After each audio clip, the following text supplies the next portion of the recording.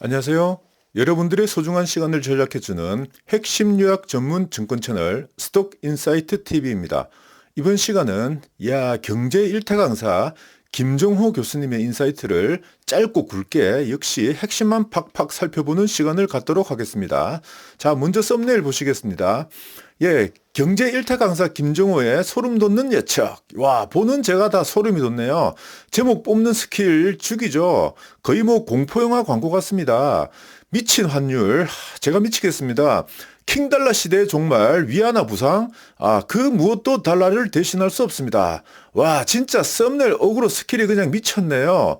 제가 진짜 많이 본받아야 할 것 같습니다. 그럼 제목을 한번 볼까요? 자, 제목 보시면 사상 최대 한미 금리 차, 역대급 경제위기, 한국 경제가 버텨내는 방법은 이것입니다. 참 뭘까요? 진짜 궁금해 미치겠습니다. 이것이 뭘까요?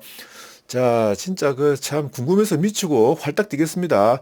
자, 그럼 거두절미하고 굉장한 썸네일에 대한 답을 하나씩 찾아보도록 하겠습니다.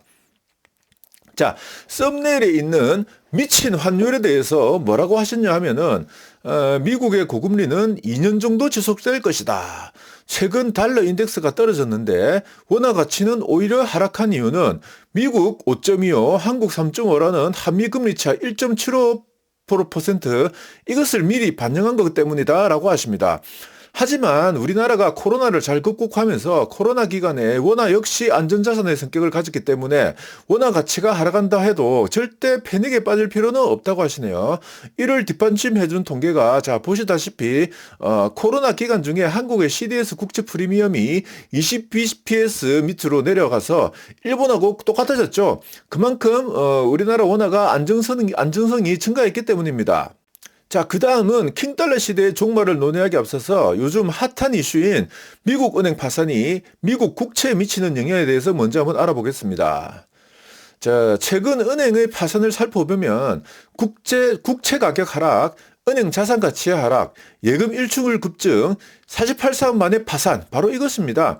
그런데 흥미로운 것은 실리콘밸리 은행이 파산 과정에서 국채 가격이 폭락하기는커녕 국채 가격이 굉장히 올랐다는 것이죠. 이 말은 미국 국채에 대한 수요가 급증했다는 말이고 국채 급증의 이유는 은행이 위험해지니 투자자들이 부도 날 일 없는 미국 국채를 사들이기 시작한 것입니다. 은행들이 부도가 난 것은 자기네들이 그냥 계산을 잘못한 것 때문이죠.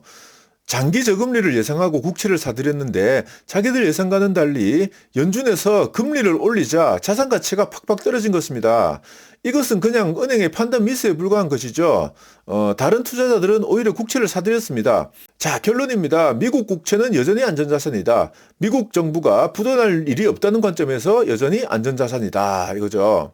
자, 그 다음 꼭지인 킹달러 시대의 종말, 위안화 부상의 어그로성 제목에 대해서 한번 알아보겠습니다. 세상 사람들이 달러로 인해서 머리가 아프기 때문에 달러를 없애고 싶어 해서 달러에 도전하는 것입니다.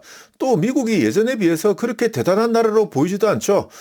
그러니 소위 탈달러를 하고 싶어 하고 그렇기 때문에 탈달러를 시도하는 것입니다. 하지만 그럼에도 불구하고 킹달러 시대는 계속될 것으로 보입니다. 왜냐하면 달러에 대안이 없어요.